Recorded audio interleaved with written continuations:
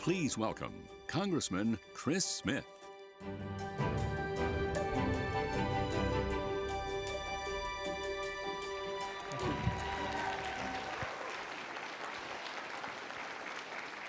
Thank you very much. First, let me just begin by thanking Ambassador Sam Brownback, who is an extraordinary leader in the cause of human rights in general and religious freedom in particular.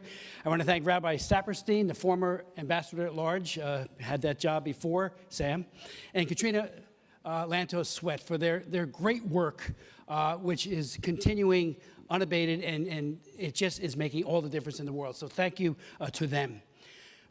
When the term genocide was created in 1944 to describe the systematic destruction of a people, its author, Raphael Lemkin, explained the term by saying, it was the sort of thing Hitler did to the Jews and the Turks did to the Armenians. On ordering the invasion of Poland in 1939, Adolf Hitler said, quote, "Who after all speaks today of the annihilation of the Armenians? Never again the hope and dream and the demand that the abject cruelty of the Holocaust and the systematic destruction of the Jews by the Nazis never be allowed against anyone, anytime, or anywhere, as you all know, inspired the UN Genocide Convention. Article 2 of the UN Genocide Convention clearly states, and I quote its definition, genocide means any of the following acts committed with the intent to destroy in whole or in part a national, ethnic, racial, or religious group, and points out 5 areas: killing members of the group, causing serious bodily or mental harm to members of the group, deliberately inflicting on the group conditions of life calculated to bring about its physical destruction in whole or in part, imposing measures intended to prevent births within the group, forcibly transferring children of the group to another group. Article 3 says even as an attempt to commit genocide or any complicity in genocide has to be punished. Communist dictatorships in the Soviet Union, China, North Korea, Cuba, Cambodia, and Ethiopia, among others, have slaughtered more than 1 million innocent people.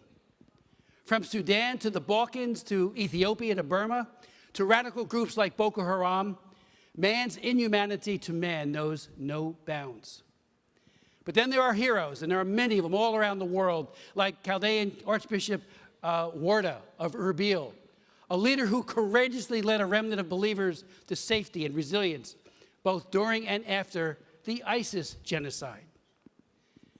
As many of you know, China has been designated an egregious violator of religious freedom, and it's called Country of Particular Concern, or CPC, since implementation began more than 2 decades ago on Congressman Frank Wolf's historic, comprehensive, and landmark law known as the International Religious Freedom Act. Matter of fact, all of this, whether it be the Commission or the State Department's Office on Religious Freedom and the Ambassador at Large, all of it is because of the heroic work, and it had opposition, believe me, to Frank Wolf's effort, and he is the reason why that legislation is now such a landmark law.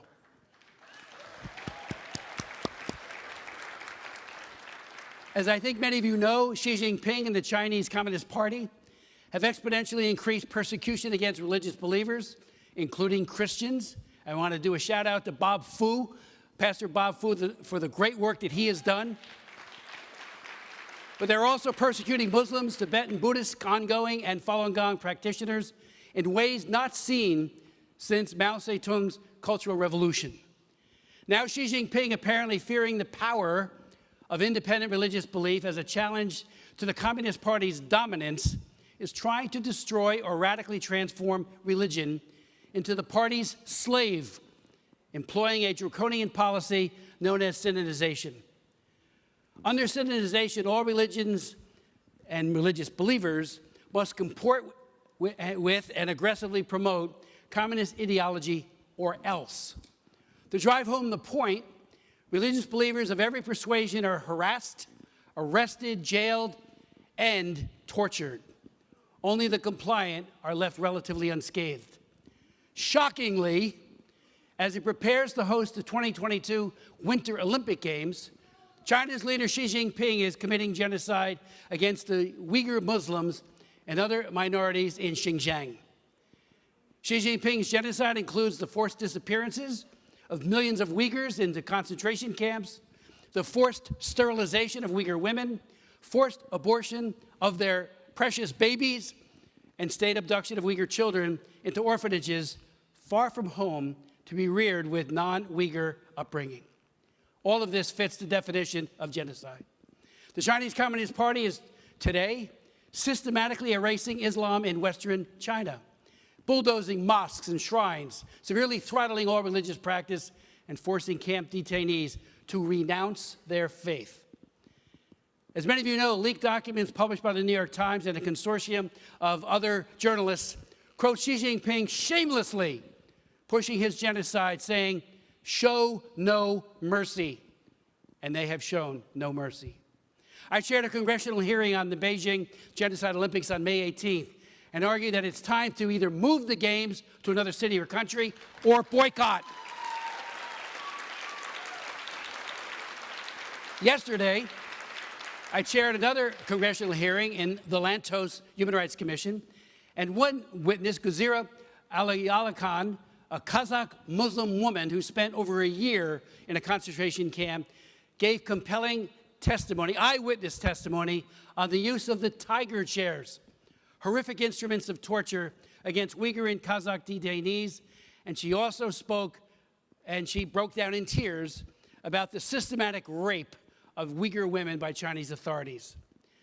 In light of what is now known, and in solidarity with the oppressed and not the oppressor, in solidarity with the victims and not the victimizer, any and all legal and ethical means of, quote, punishing, and that's the word used in the Genocide Convention, the Chinese Communist Party for the crime of genocide needs to be pursued.